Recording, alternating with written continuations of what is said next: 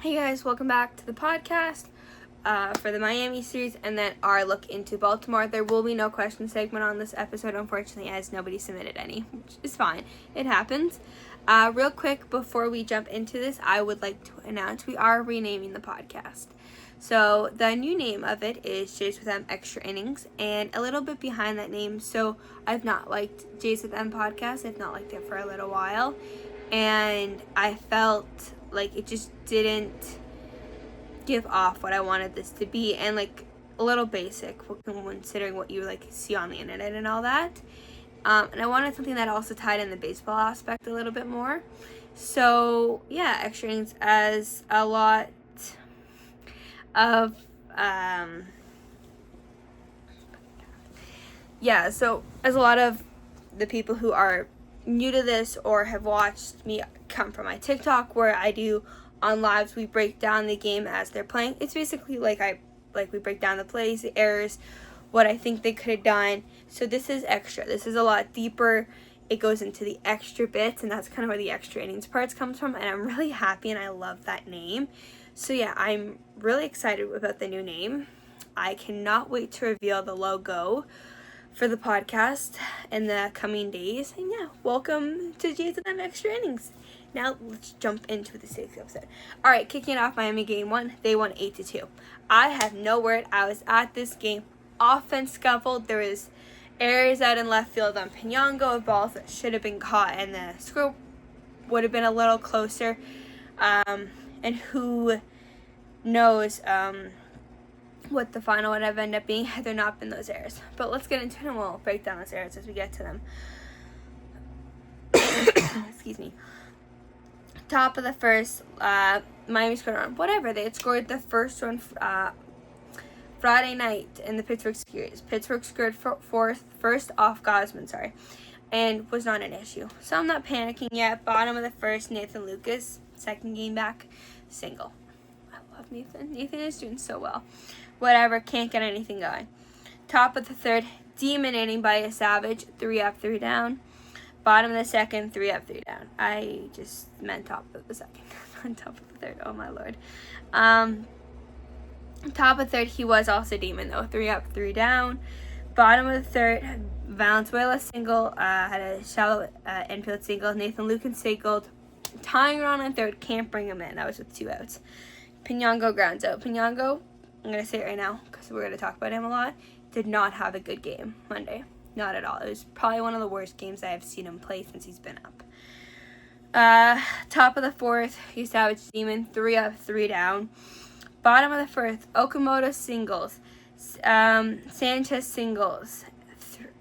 Clement pop-up, Andres Jimenez strikeout, Valenzuela lines out.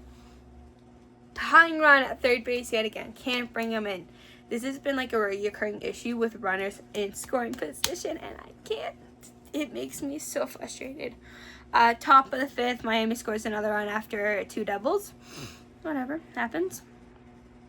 Bottom of the fifth, Sosa singles. I was shocked. He's not playing very well. He's been struggling, and I was just like, I don't know how he's going to do today. Nathan Lucas singles, Sosa to second. Pinongo singles. This would be about the only thing he does today.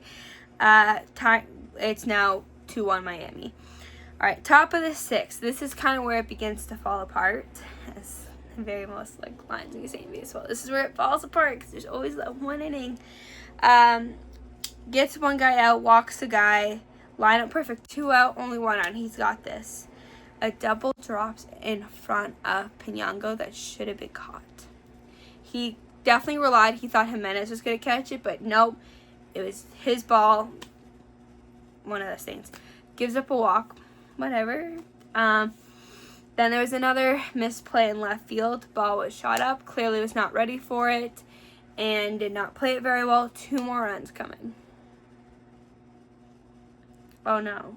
What? So the first 1 runs come in. 2 came in on this one. So now it's 5-1 Miami. Which is, it's great. It's great. Team scuffling, whatever. Bottom of the 6th inning. Ernie Clementa to homer to straightaway center. Perfect. We're back within 3. We can do this. We can come back. We got this. That's how I'm feeling now.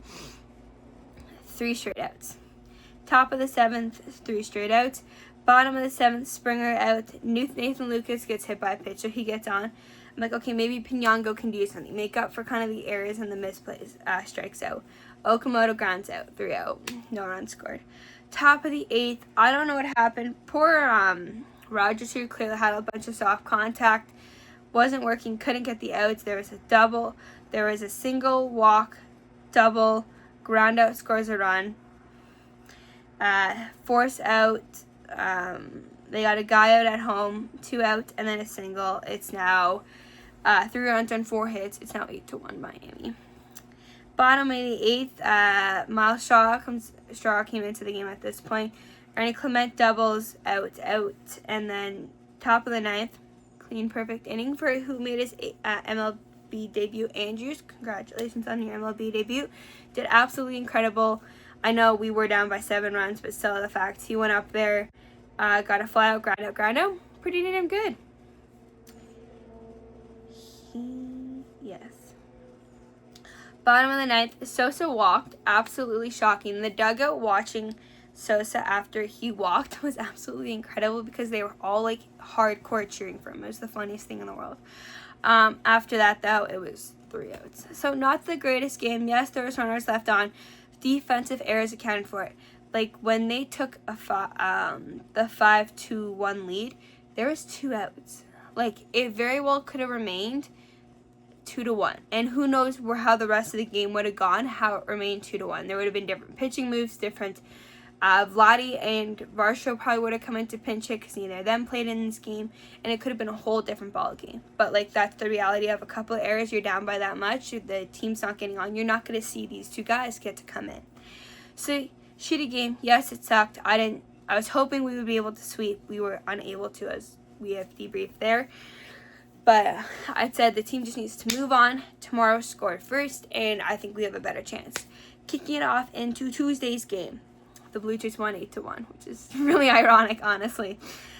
This was the bullpen game, aka Fisher then Miles. Fisher started the first clean inning. There was a throwing error. Runner never came in. Clean inning in my books. Bottom of the first, Springer single, Varsha singles. Can't cash it in. So I was already kind of panicking a little, like, oh my god, is it going to be last night all over again? Top of the second, Miles came in here, walks the first batter, whatever. 3 straight outs after, not even a problem. Bottom of the second, Ernie is fucking hot, and I don't care if anybody wants to disagree with me. Home run to center field. Absolutely demon. Loving him. Then following 3 outs. Now we're up 1-0, which I think is exactly what the team needed for us to score first, so they don't feel like they're batting from behind, and help get the team rolling and excited and confidence and cheering them on. So I felt like that was really great. Bottom of the third, Varsha's back in the game today. He hits a single.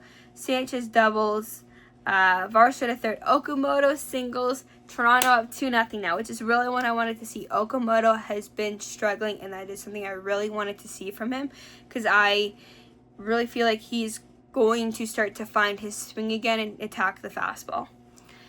Top of the 4th, beautiful clean inning by Miles, 3 up, 3 down. I'm absolutely loving Miles. He's doing very well. Bottom of the 4th, 3 up, 3 down. Top of the 5th, Miami scores a run. There's a single, whatever. It happens. They got the rest. There's another one. Got the 3 outs. All we need. There was an error. I don't know where the error was because I can't remember and it doesn't say here. But it's fine. Bottom of the 5th inning. This is when it starts to get a little kind of crazy. Springer gets hit by a pitch. There was other, so Springer's the first batter to get hit by a pitch. And I panicked because that dude has already missed time this season because of fouling pitches off himself. So I was freaking out. Whatever. He stays in the game. Varsha strikes out on a foul tip. Next one is Sanchez gets hit by a pitch. So now I'm pissed. Like, really, 2 hit batters in the same inning? Like, come on. Like, that's kind of ridiculous in my opinion. Whatever, can't score. Bottom of the 6th inning, 3 up, 3 down. Absolutely, our pitching staff is doing absolutely incredible right now. Bottom of the 6th inning, Pinanga homers. This immediately, to me, made up for what happened in the day before. I know he had some errors, but the fact he forgot about what happened yesterday, forgot about his bad at-bats, came out this day and hit a home run, incredible. And it was to center field. All right, this one. So then Clement flies out, Andres Jimenez grounds out. At this point, there's 2 out. It's Venezuela at the plate, and Toronto is up 3-1. Okay, I'm happy with that score. Well, Venezuela singles straight. Sosa gets hit by a pitch. That's the 3rd batter of the game to get hit by a pitch. And this is still the same starter from Miami. It's 3 batters to get hit, which in my opinion is frankly ridiculous. I honestly think if you hit a number of batters in a game, it's an ejection. I don't care if it was intent or not, and they have to prove that. It's an immediate ejection. And I'm going to get into why I think a little bit more about that in a minute. So then Sosa gets hit by a pitch, 2 on, 2 out. Springer, literally, ball bounce off the top of the glove. They come in to score on that, 2 of them. Varsho walks. So Sanchez, the bases are loaded now. Sanchez hits a grand slam to right field. Varsho scores, Springer scores, and Sosa scores. Absolutely incredible. Blue Jays are now up 8-1. This is the inning that reminded me so much of our 2025 team. No matter how many outs the team had last year, there was still a fighting chance. They had 2 outs and nobody on when Valenzuela came up to the plate, and they scored 5 runs, which was absolutely incredible. Then Okamoto's hit by a pitch. That's 4 guys hit by a pitch. I'm sorry, automatic ejection. You hit 4 guys, and like they hit 2. He hit 2 and 2, like 2 in one inning, 2 in another. It's an automatic ejection. I don't care if you don't have foul intentions, no, like bad intentions and all that, but you should be ejected after hitting 4 batters in a game. I think that's frankly ridiculous, and I was very frustrated the fact he had to continue to pitch.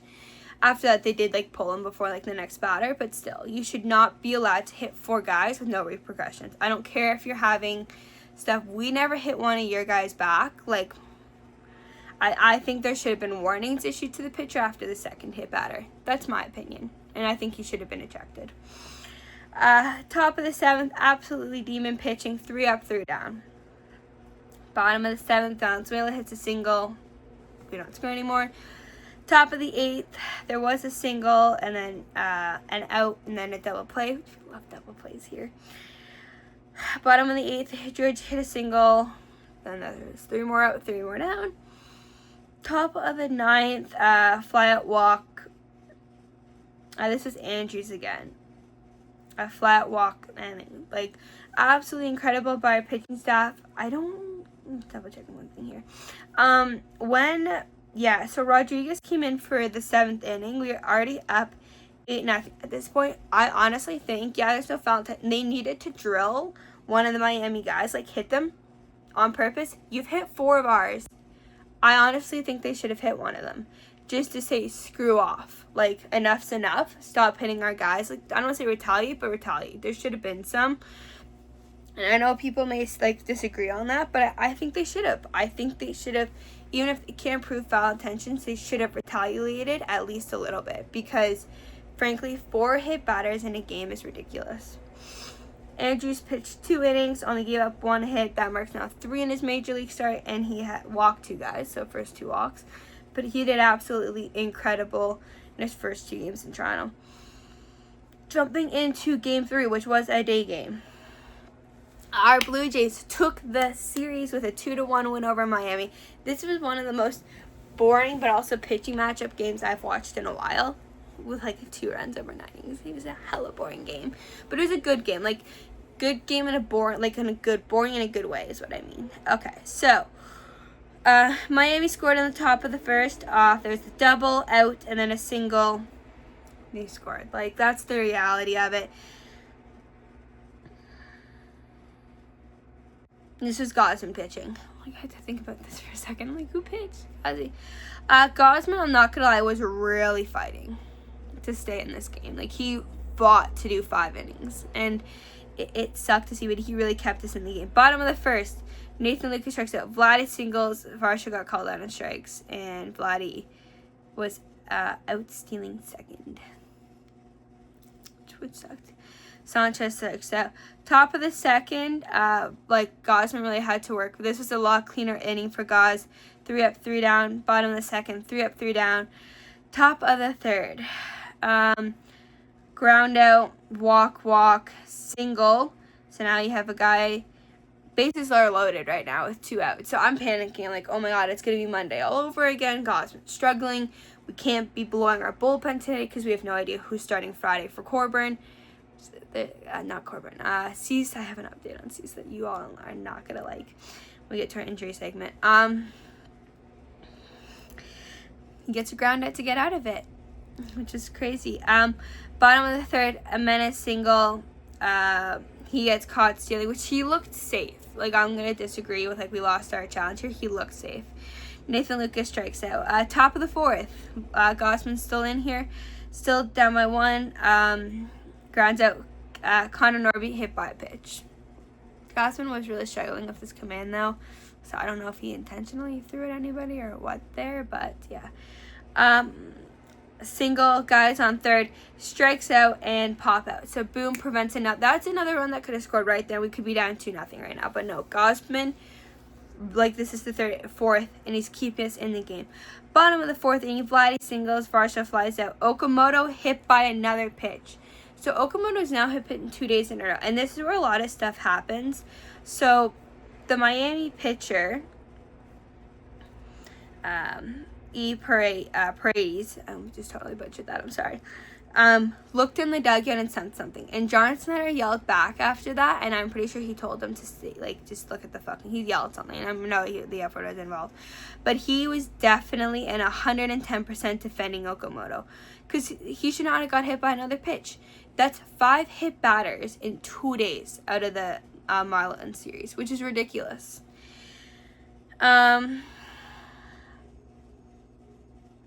Top of the fifth for Gosman, single, ground out, single, ground out. I'm pretty sure Gosman's done. He's like at 90 pitches and it's the 5th inning. But to me, my point was Gosman held on like crazy to get through 5 scoreless 1 innings. 5 scoreless 1-run innings is what I meant, without giving up any more runs. Like, he could have easily, we could have been down like 5-something at this point, and who knows, like, it could have been a way worse score. But no, I know Gosman is struggling, and a lot of us were really frustrated with that, but to see him pitch as hard as he could and get out of those situations was absolutely incredible. Jumping into the top of the fifth, bottom of the bottom of the fifth is what I meant. Clemens grounds out. Just Jimenez ground out. Harmon walked, and like I was there with my 85-year-old cousin. She's like, I don't know, I feel like he's gonna get a hit or something. I'm like, really? None of us are real big fans of Heineman, just because he hasn't been playing his greatest game. And he got a walk. We're like, wow, good for him. Like, not what we expected, but let's go. Cheering him on. Nathan Lucas doubles to center field. I remember watching him hit that ball, and I'm like, that looked like a really low, like, he, golfed it, like a really low swing. I went on, the Sportsnet app, and you can see, the balls and out. I'm like, he swung at a ball, this is the zone, this was here, and he almost hit it out. I want to say he missed it by, a foot. Vladdy gets intentionally walked. Varsha's called down a strike, so it's not Varsha's one of the greatest at bats. But it's tied at 1. And the fact Gosman went an incredible 5 innings, kept us in the game. We come out and tied it. I love that for them. I also want to comment. So when we tied it up, the Miami starter was pulled from the game. He left injured after jumping around in the dugout between innings and stretching. He hurt his hamstring and had to get carried out of the dugout. So I saw a lot of people calling that karma for hitting Okamoto, and I kind of agree. You hit Okamoto, and I want to say I think there might have been a little bit of intent there. I don't know. But, and then you're chirping at the dugout. No, that's karma. He got instant karma, which I found absolutely incredible. Top of the 6th inning, somebody else got hit by a pitch. But this was at this point, the top of the 6th was pitched by Fluharty. No, wait. I got hit by a pitch with a baseball. Fluharty was having a little bit of a rough go. No, it's not Fluharty. Yeah, that would have been Fluharty. Flaherty gets, then there's a fly out. Hoffman comes in and gets,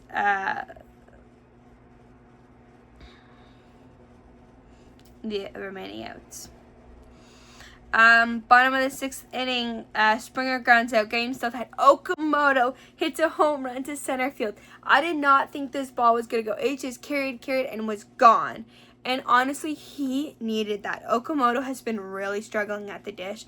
And the fact he was able to do that looked so good on him. And I know it felt good. And I was really happy with that. Jays are leading now. Piñango strikes out. Clement flies out. I thought Clement's ball was going to go. And he just did not get a little bit of enough under it, which sucked. Top of the 7th, Hoffman gives up a single. Strikeout, single, strikeout. Absolutely incredible job by Hoffman.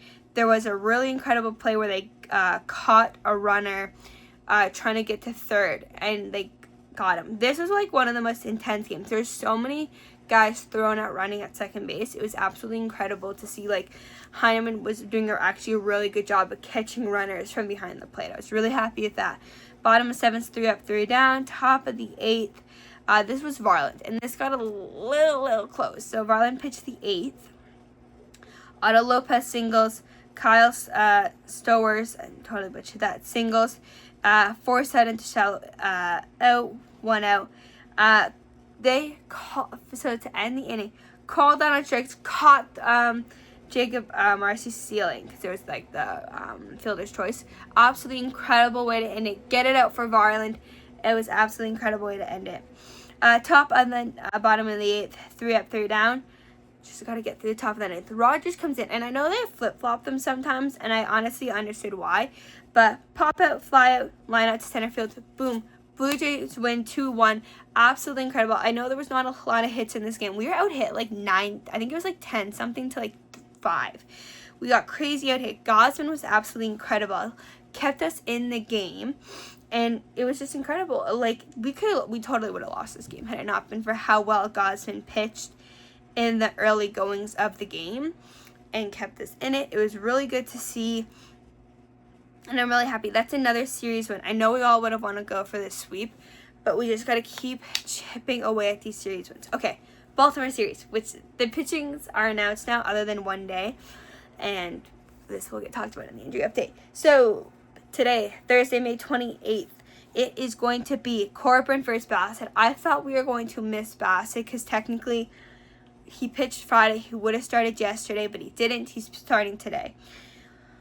I don't know. I know you guys all ask for my opinion, but if Bassett's stuff's working, I don't think we're screwed because he was a Blue Jay for so long, so I think we have a chance, but I don't know.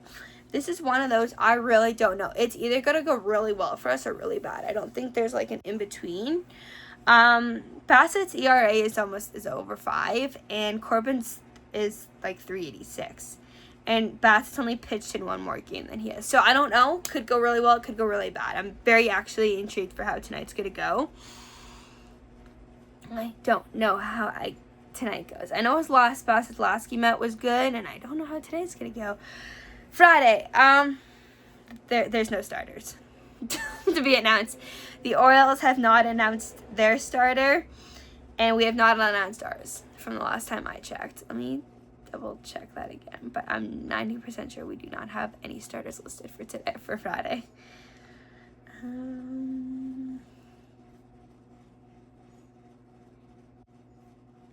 No, I'm not.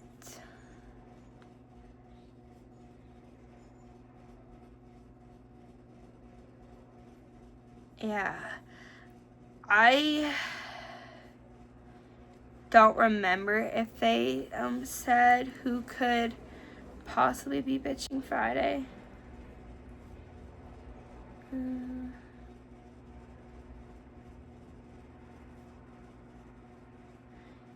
Yeah, no, there's no.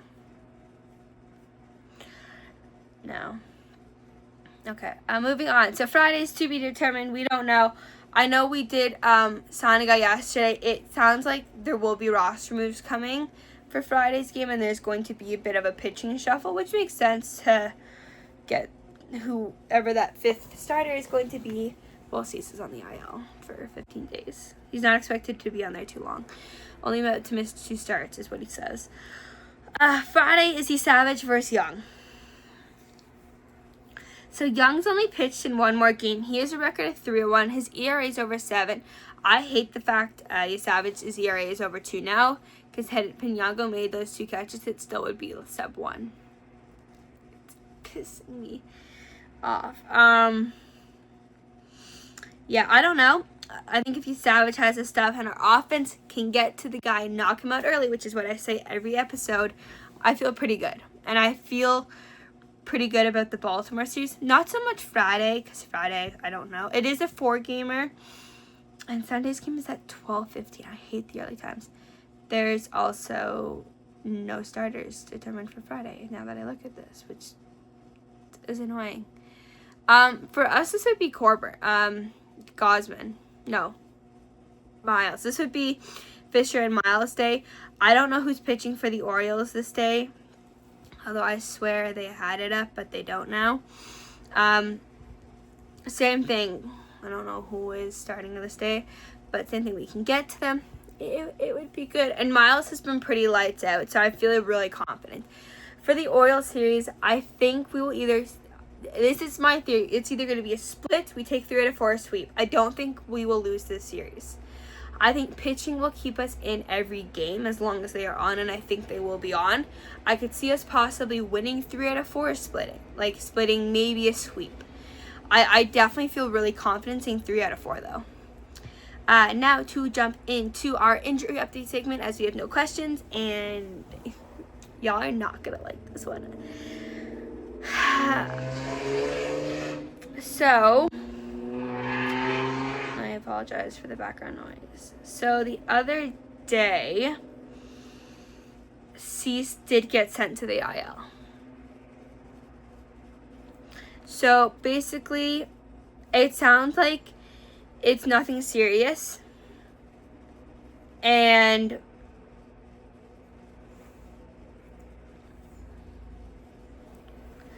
no, it's nothing serious at all. Yeah, it's very minor, and a lot of it was put him on the IL, get a fresh arm up here. So they transferred him to the 15-day IL. He's only expected to miss 2 starts. Tanner Andrews had come up to replace him. He has been sent back down for a new arm at this point because he pitched a good couple games. So he's back in Buffalo. As well as yesterday, we announced we got Connor Siebold from the Tigers in exchange for a left-handed pitcher in Buffalo. He had a 3.45 ERA over 11 appearances, and he can pitch multiple innings as a reliever. So he is a very good option for some combination of Friday. It sounds like it is going to be him from what I am reading. As well as there are some more...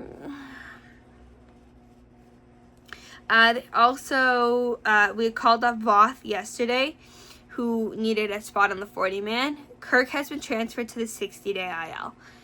Andrew's got options. So this does not impact Kirk at all. It's a paper move because they weren't quite happy with Kirk's hitting over the weekend.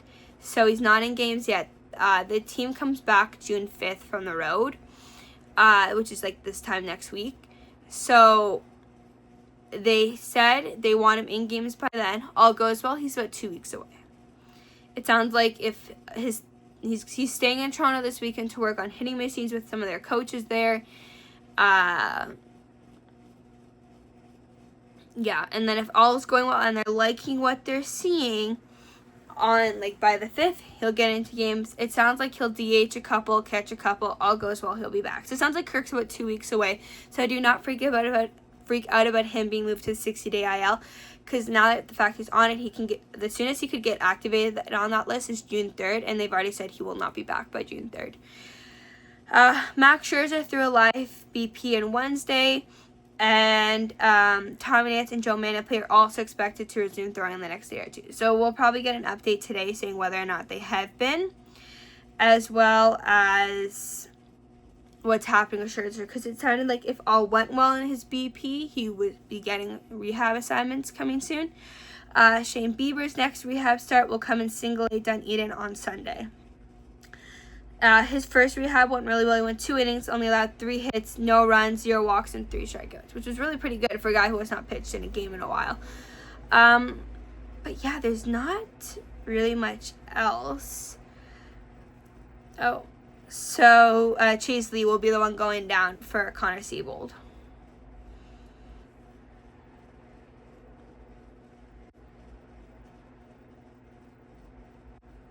That's what they're predicted to make, at least. That's what somebody was saying yesterday. Yeah, it is an Indeed. So yeah, they're going to send Chase Lee down to help that. So also, this will be my last way to wrap up the podcast. This was tweeted by Jeff Pattison yesterday, and I have my theory who is getting sent down today. The Toronto Blue Jays are calling up infielder prospect Charles McAdoo. I butchered that. A source tells ESPN. A 13th round pick in 2023, McAdoo has played first, second, and third base this season when he has hit .250, .356, and .450 .36 with 8 home runs, 27 ribbies at AAA. I think Sosa's going down or getting DFA'd.